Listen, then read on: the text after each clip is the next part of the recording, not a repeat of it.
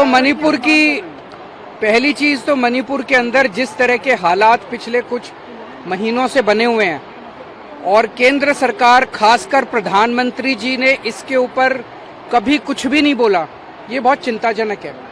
कोई कार्रवाई नहीं की गई इस बारे में। और कोई दूसरी चीज, जो कल वीडियो पूरा वायरल हुआ जिसमें दो बहनों को जिस तरह से निर्वस्त्र करके उनको परेड किया गया और उनके साथ सामूहिक तौर पे गलत काम किए गए, उससे पूरा देश की आत्मा झकझोर दी है उन वीडियोस ने।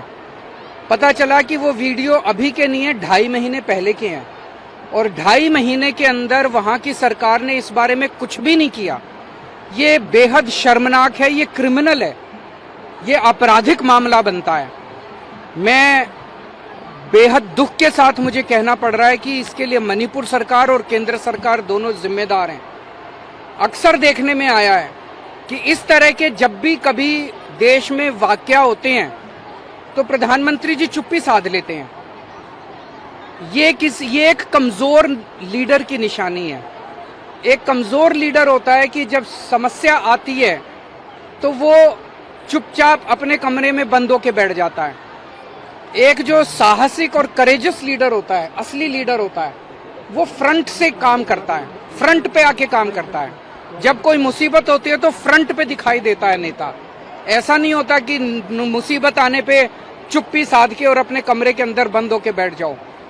तो ये बेहद दुख की बात है कि 2, 2.5, 3 महीने से जब से मणिपुर की समस्या हुई है, प्रधानमंत्री जी चुप्पी साध के अपने कमरे में बैठे हैं। ये एक बहुत कमजोर नेता की निशानी है और बहुत दुख की बात है कि ऐसे सेंसिटिव टाइम के अंदर प्रधानमंत्री जी ने कोई कदम नहीं उठाया। अगर समय पे कदम उठाया होता तो हमारी इन बहनों के साथ ऐसा अन्याय नहीं होता। दूसरा, मणिपुर के सीएम का ये बयान अभी मैं थोड़ी देर पहले देख रहा था कि ये एक घटना थोड़ी है, ऐसी तो बहुत घटनाएं घटी हैं। इसका मतलब तो पता नहीं कितनी बहनों के साथ ऐसा हुआ है मणिपुर के अंदर। और अगर बहुत सारी ऐसी घटनाएं घटी हैं तो उन्होंने क्या किया इस बारे में?